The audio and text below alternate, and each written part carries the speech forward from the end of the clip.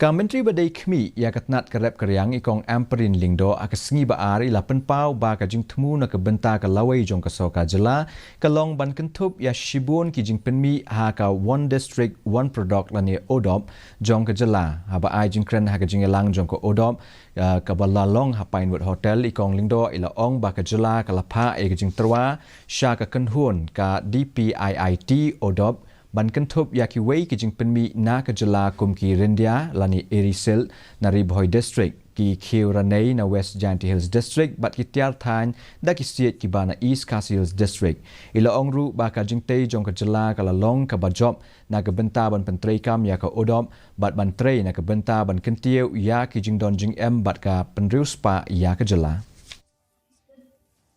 This is a new agriculture department. We are a new set of institutes, all focused on training farmers to become successful. Now in the state of Meghalaya, we have multiple producers being produced randomly across the state. One farmer will have multiple cropping. We're not saying that multiple cropping is not a good practice.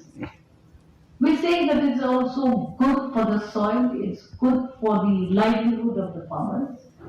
But we would like now to organize our districts to focus on at least one main product.